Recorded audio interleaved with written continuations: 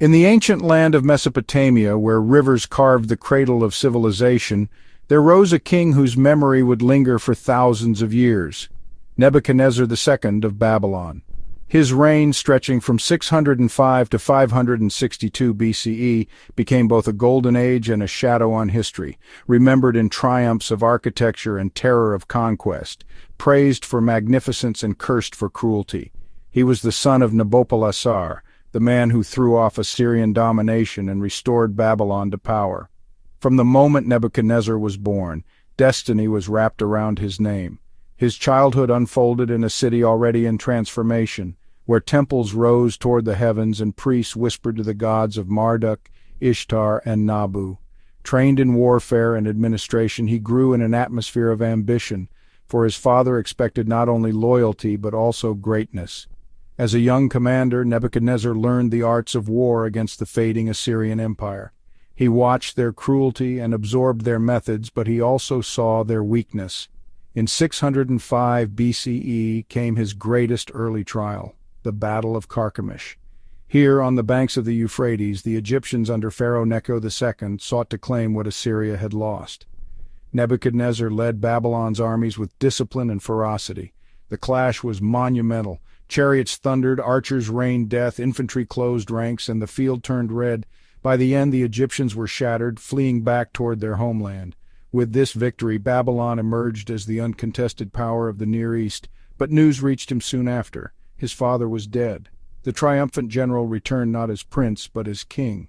Nebuchadnezzar's reign was marked first by conquest. He extended Babylon's dominion across Syria, Phoenicia, and Palestine. Cities that resisted were punished. Those that yielded became tributaries. Among his most famous campaigns was his long conflict with Judah. Jerusalem resisted his rule, rebelling more than once. He responded with sieges, and when patience was exhausted, he unleashed destruction. In 586 BCE, his forces burned the city, tore down the Temple of Solomon, and carried thousands into exile. This became the Babylonian captivity, one of the defining traumas of Jewish history. In their scriptures, Nebuchadnezzar was remembered as both the instrument of divine judgment and as a tyrant consumed by arrogance. To this day, his name evokes visions of exile and ruin in those texts. Yet Babylon itself saw another side of him. To his own people, Nebuchadnezzar was not simply the destroyer of foreign cities, but the builder who made Babylon the wonder of the world. He embarked on massive projects to transform his capital. The Ishtar Gate, with its brilliant blue bricks adorned with lions, dragons, and bulls, rose as a triumph of art and engineering. The processional way, stretching through the city, was lined with walls decorated in vivid colors, where processions during festivals displayed the empire's power and piety. He expanded the city's walls to such a scale that later writers claimed chariots could ride upon them side by side.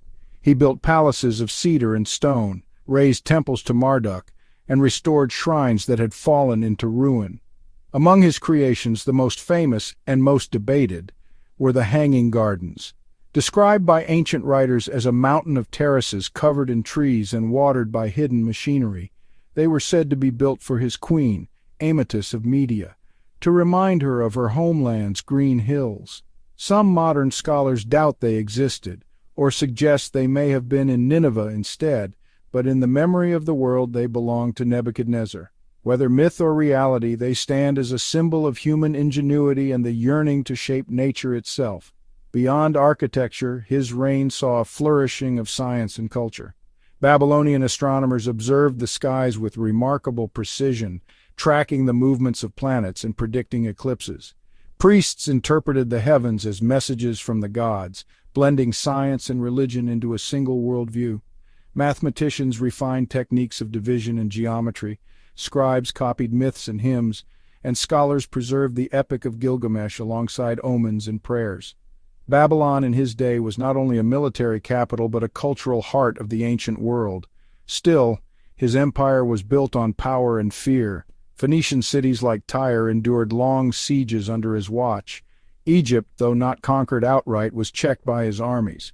His realm stretched from the Persian Gulf to the borders of Egypt, controlling trade routes, tribute, and the loyalty of subject peoples. His vision was of Babylon as the supreme city, center of gods and men, where all nations brought their wealth. To achieve this, he demanded obedience, and those who resisted saw devastation. In religious life, Nebuchadnezzar was devoted to Marduk, Babylon's chief god. In inscriptions, he often called himself the servant and chosen of Marduk, raised up to protect the city and uphold divine order. Rituals reinforced this bond. Each new year, the king humbled himself before the statue of Marduk, reaffirming that his power was granted by the gods. The king's duty was cosmic: to maintain order against chaos, to strengthen temples, and to feed the gods through offerings. In return, he claimed, Babylon prospered. As he aged, legends grew around him. Some traditions outside Babylon portrayed him as a man punished by madness, living like an animal until he acknowledged the power of the divine. This story, preserved in the book of Daniel, may be allegory, but it reflects how even the greatest rulers were seen as vulnerable to pride.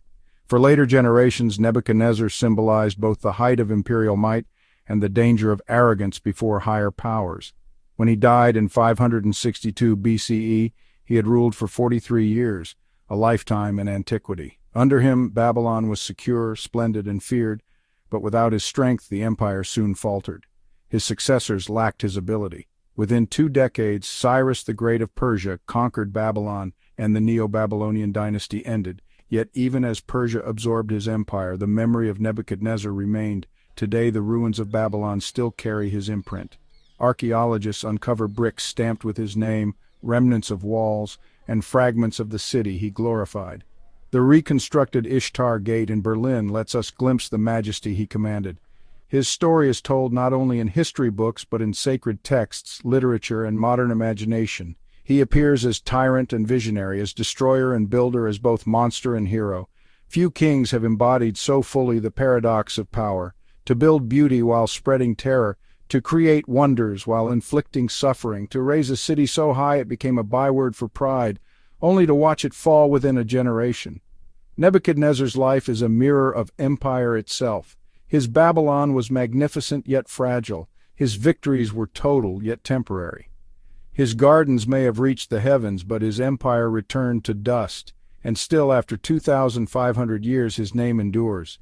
Nebuchadnezzar, king of Babylon, remains a reminder that human ambition can create marvels and wreak ruin, that memory can outlast stone, and that the story of one man can echo through millennia.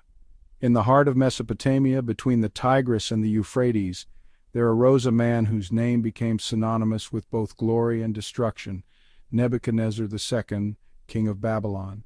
His reign from 605 to 562 BCE was the pinnacle of the Neo-Babylonian Empire, a golden age that carried with it both brilliance and terror. To understand Nebuchadnezzar, one must first understand the world he inherited. His father Nabopolassar had risen against the crumbling Assyrian Empire and established a new Babylonian state. By the time Nebuchadnezzar was old enough to command, the old world order was already collapsing. The Assyrians, once the iron masters of the Near East, were fractured, their cities burned, their prestige fading.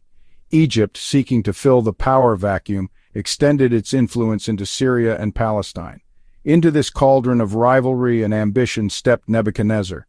As crown prince, he first distinguished himself on the battlefield at Carchemish in 605 BCE. Facing the Egyptians under Pharaoh Necho II, his forces struck with overwhelming discipline. The result was decisive. Egypt retreated, never again to hold serious influence in Mesopotamia. In that moment, Babylon stood unchallenged, but with triumph came tragedy. His father Nabopolassar died soon after, forcing Nebuchadnezzar to return to Babylon to secure his throne. He was crowned king, carrying both the sword of the conqueror and the crown of the builder. Nebuchadnezzar's vision was not merely to rule, but to transform. He knew that Babylon, to endure, needed not just armies, but splendor, not just fear, but awe. Yet he also knew that kingship in Mesopotamia demanded constant war. From the earliest days of his reign, he campaigned across the Levant. Phoenician ports like Tyre, rich with trade and purple dye, felt the weight of Babylonian siege. Smaller kingdoms were forced into tribute. Among them was Judah, a small but proud kingdom whose kings oscillated between obedience and rebellion. For Nebuchadnezzar, Judah became both a thorn and a stage. When Jerusalem defied him, he struck hard.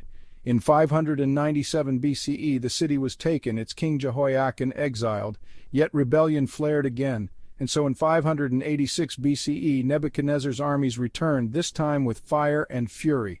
The Temple of Solomon was destroyed, Jerusalem razed, its people carried into captivity. This exile, remembered as the Babylonian captivity, would forever mark Jewish history. In Scripture, Nebuchadnezzar is remembered as the destroyer, the king whom God used to punish, but who would also be humbled by divine power. Yet outside the biblical memory, Nebuchadnezzar was no mere brute. He was a builder of astonishing ambition. Babylon, under his reign, became a wonder of the ancient world. The Ishtar Gate, adorned with brilliant blue-glazed bricks and images of lions and dragons, proclaimed the majesty of the city to all who entered. The processional way stretched grandly, where processions of priests, soldiers, and citizens marched during festivals, especially the New Year celebrations in honor of Marduk. Palaces rose, vast and luxurious, decorated with cedar and lapis lazuli. Temples were restored, canals repaired, irrigation expanded. Babylon thrived as both fortress and garden. The legend of the Hanging Gardens, one of the seven wonders of the world, is tied to his name. Some accounts say he built them for his queen, Amytis of Media, to ease her homesickness for green mountains. Terraces of stone, planted with trees and watered by ingenious machinery, were said to rise like a mountain above the city. Whether myth or history, the story reflects the image of Nebuchadnezzar as a king who sought not only power but magnificence. But Babylon was not only about monuments, it was a living city of culture, science, and faith. Astronomers recorded the movements of planets and stars, laying the foundations for later astronomy. Priests read omens in the skies, believing the heavens reflected the will of the gods. Scholars preserved ancient tales like the Epic of Gilgamesh. Mathematics advanced, used to measure fields, predict eclipses, and manage the empire's economy. In the streets, merchants sold grain, beer, dates, and goods from distant lands, for Babylon stood at the crossroads of trade from India, Persia, and the Mediterranean. Nebuchadnezzar saw himself as the chosen of Marduk, the protector of Babylon.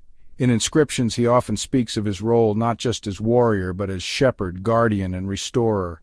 His kingship was tied to religion, for in Mesopotamia the king was responsible for upholding cosmic order. Every temple rebuilt, every wall strengthened was not just for the people, but for the gods themselves. His devotion to Marduk was both political and spiritual, binding the empire together through ritual and grandeur. Yet his reputation outside Babylon remained more complex. To the Jews he was both destroyer and instrument of divine will. To the Phoenicians he was a relentless besieger who kept Tyre under blockade for over a decade. To the Egyptians he was a rival who clashed with them in borderlands. To later generations, including Greeks and Romans, he was remembered as a figure of awe, a symbol of Eastern kingship. As the years passed, Nebuchadnezzar maintained his empire through constant vigilance. Rebellions flared, but his armies crushed them. Alliances were made and broken. He ruled for 43 years, one of the longest reigns in Mesopotamian history, and through it Babylon stood unshaken. But even great kings must face the limits of time. He died in 562 BCE, leaving his throne to his son Amel-Marduk, whose reign was short and troubled. Without Nebuchadnezzar's strength, the Neo-Babylonian Empire faltered. Within a generation, Cyrus the Great of Persia would sweep in, conquering Babylon and folding it into the Persian Empire. The dream of Babylonian supremacy ended, but the memory of Nebuchadnezzar endured.